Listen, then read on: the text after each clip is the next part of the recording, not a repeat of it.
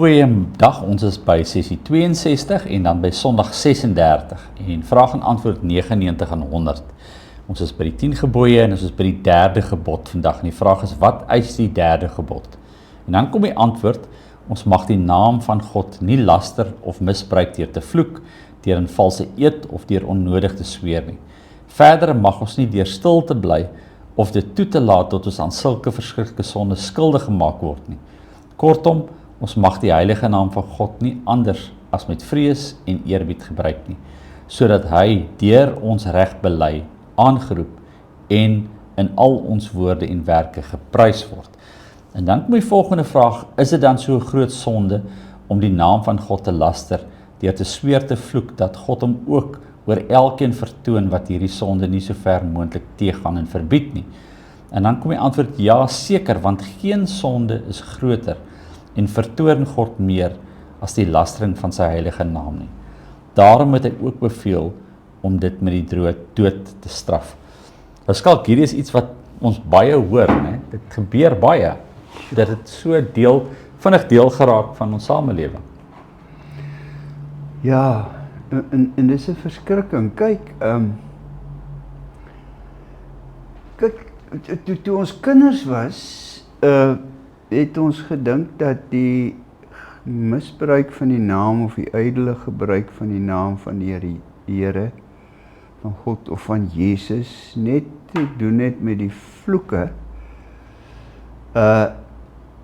So ek gaan daarmee begin, maar dit is eintlik, is daar 'n dieper, ernstiger probleem as net om die naam van die Here as 'n stopwoord te gebruik. Daar's iets agter die stopwoord. As iets agter die stopwoord, maar selfs waar dit nie net 'n stopwoord is nie, sit daar partykeer 'n ydelle gebruik van die Here se naam. Here Jesus het gesê, julle sê vir my Here, Here, maar nie elkeen wat vir my sê Here, Here nie, weet, is reg vir die koninkryk van God nie.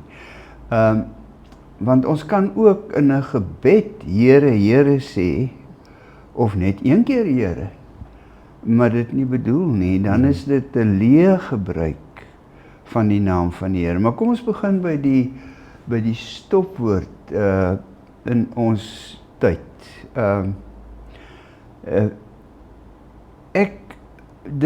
Dit sny soos 'n mes deur my. En dit is as ek dit hoor, om die waarheid te sê, ek en Marike het heeltemal opgehou om Netflix-reekse te kyk, omdat die goed net te veel, daar's net te veel daarvan in die flieke, en ons kon dit net nie meer vat nie. Dit is verskriklik. So kom ons dink 'n bietjie oor die probleem in ons wêreld, en hoe hanteer ons hierdie probleem? Dit is 'n goeie ene. Want ek dink daar's 'n slim manier om dit te kan doen. Daar's 'n slim manier om dit te kan doen. Die katekisme sê jy kan nie net stil bly nie. Ja. Want dan is jy mede-aandadig daaraan. Daar's mos hierdie cowboy flieke,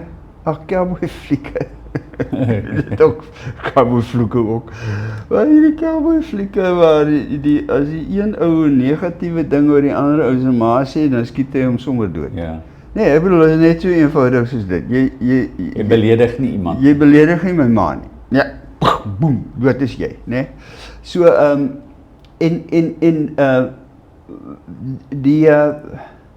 want die naam stel die persoon teenwoordig. Die naam, as ek nie met jou praat nie, as ek met jou praat, en ek bedoel om met jou te praat, ek sê Marius, jy weet, dan gebruik ek jou naam reg. Want daar is 'n werklike iemand aan die ander kant, en die naam vul die ruimte tussen ons twee, en ek kondig daarmee aan dat ek met jou praat. Maar as ek oor iemand anders praat, dan stel die naam van daardie persoon teenwoordig in ons gedagtes. Jy het dadelik 'n prentjie. As ek sê, ek het nou die dag hier by Johan, jou kollega gesit, en ons het oor die komende Pinkster gesels, die oomblik as ek sê ek het by Johan, jou kollega gesit, dan roep ek jou kollega Johan se gesig op in jou gedagtes. Dis asof jou kollega Johan vir daai oomblikke in ons gesprek teenwoordig is. En dit is wat God bedoel deur sy naam vir ons te gee. Deur te sê vir vir Moses, ek is wat ek is. Ehyeh, asher ehyeh, ek is wat ek is. En daarom is God se naam in die Ou Testament, sy eie naam, is die ek is. En Johannes maak baie daarvan, wanneer hy Jesus telke male laat sê, ek is. En hy gebruik dit baie keer absoluut, ek is, sê Jesus. Met ander woorde, ek is God. Ek is niemand anders nie as die Here God. So, die feit dat God sy naam vir ons gee, gee vir ons toegang tot die teenwoordigheid van God. Want God is ewig en oral, alom teenwoordig, maar daar is 'n manier waarop ons spesifiek sy aandag trek. Ja. Ons het sy naam om sy aandag mee te trek. Ons het sy naam om te sê, Here, luister gou hier, asseblief. En dis waarvoor ons sy naam het. Of ons het sy naam sodat ons van sy teenwoordigheid bewus kan word. As ek en jy hier sit en ons praat oor die Here, Marius, dan in jou gedagtes, dink jy dadelik dink jy aan hom, is hy hier by jou is hy op 'n spesiale manier hier by jou teenwoordig en op 'n spesiale manier by my teenwoordig, en dit vorm 'n klein heiligdom hier waar ons is die Here, omdat ons sy naam ken. So dis 'n leidraad ook van hoe mense dan terugantwoord, wat dit dan gebruik. Weet jy hoe ek mense terug antwoord? Kom ons laat ek is bang ons kom nie daarby uit nie, en ek wil dit gou sê. Dit was vir my van my kinderjare af baie swaar. Hoe maak ek nou? Jy kan sê nee, want dit is verkeerd, nee. Ja, moenie dit doen nie. Jy weet, jy kan dit doen. Of jy kan die persoon dieper laat dink oor wat hy gesê het. Ja, wat ek gewoonlik doen, kom ek sê vir jou wat ek uitgefigure het, hoe ek dit hanteer, is ek sê, weet jy, ek weet nie of jy die Here so lief het soos ek nie, maar vir my, ek het hom verskriklik lief, en dit maak my baie seer. As iemand sy naam sommer net so gebruik sonder om met hom te praat. Of jy kan vir die persoon vra, is jy 'n gelowige? Ja, dit kan natuurlik weer, jy weet, 'n weerstand wek. Ja. Wat ek doen, onthou nou, daar's een van die reëls vir hoe jy met jou vrou, nee, jy beklei nie met jou vrou nie, hoe jou vrou met jou behoort te beklei. Ja. Want hulle doen dit gewoonlik met ons mans. En dit is nie om jy boodskappe te gee nie, maar ek boodskappe. Want as ek sê jy weet, is jy gered, of jy doen dit, of jy doen dat, dan onmiddellik konfronteer ek vir jou, en dan onmiddellik begin jy soos Iran terugskiet. Ja. Maar as ek boodskappe gee, weet jy, ek kry seer as jy dit doen. Dan is dit nie 'n jy boodskap nie. Dan praat ek oor my. En dis altyd veiliger om oor my weerloosheid te praat as oor jou gedrag. Ja.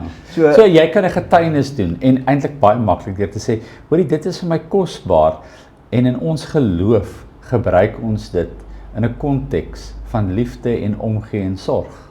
Ja. En nie in 'n konteks van woede of frustrasie of weet jy hierdie Jesus is vir my die een wat sy lewe vir my gegee het. Hy het gelei aan die kruis. Dis 'n woord wat gelei het en gesterf het. En dis vir ons so, hoorie, dink daaroor as jy dit weer gebruik.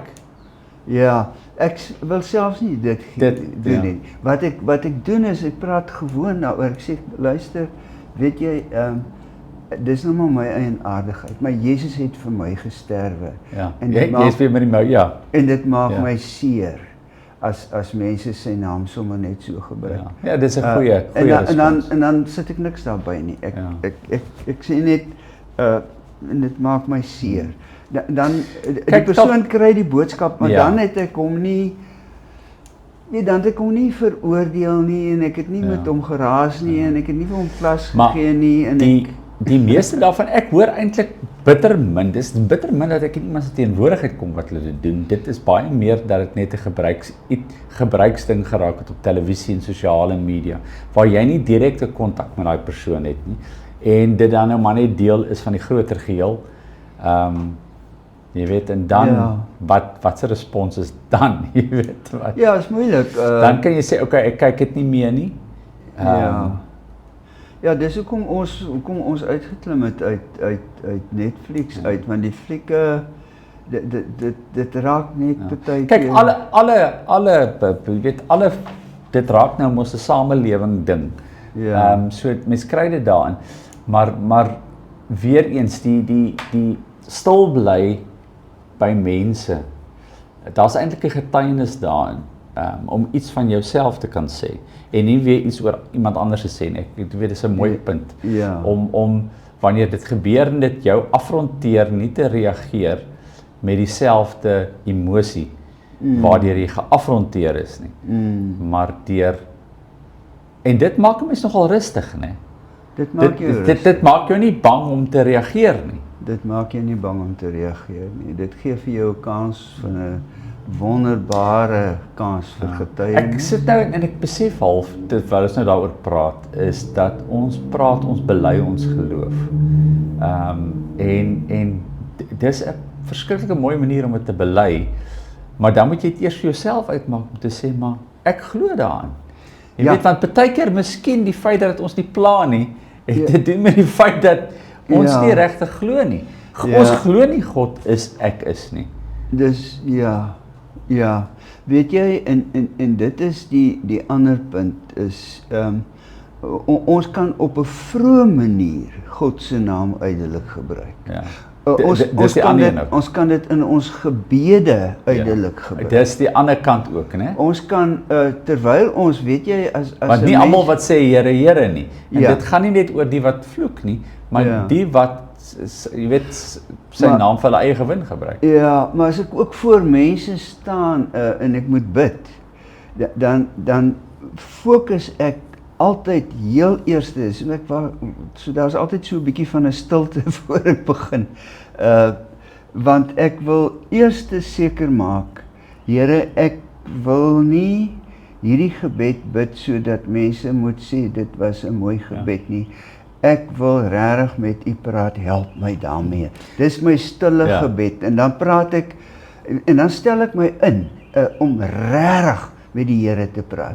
Ek stel Jesus vir my lewendig, lyflik hier voor my voor, en ek fokus op hom, en ek dink, Here Jesus, wat wil ek vir U sê? En dan bid ek, selfs op die kansel en oral, tafelgebed,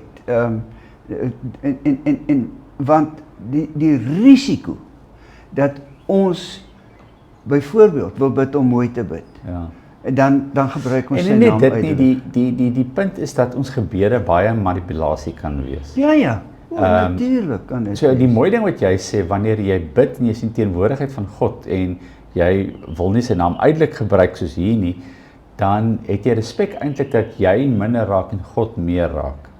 En dan verander die inhoud van jou gebed. Okay, daar's mos nou een kant wat jy 'n klaaggebed sit en net letterlik kan bid, en net kan sê, Here, hier sê ek dit, jy weet, hoe dit ook al is. Maar ek dink die houding weer om te, ek het nou baie daaroor gepraat in die afgelope tyd, om te kniel, om te is iets van die eerbied van God se teenwoordigheid. Sal ons net die besprekingsvraag, die katekismus noem dit 'n gruwelike sonde wanneer ons meedoen aan die misbruik van God se naam deur bloot stil te bly en toe te kyk. Moet ons regtig vriende hieroor verloor? Dink 'n bietjie daaroor. Maar ek dink weer eens, hoe ons nou daaroor gepraat het, dis nie 'n ding om konflik te verwek nie. Dis nie die bedoeling om terug te skiet nie. As hulle jou gebom het, moenie terugskiet nie. Doen dit anders. Dan gaan lees Matteus 5 vers 33 tot 37, mag ons regtig glad nie sweer nie. En dit is dan die volgende gebod waaroor ons gaan praat.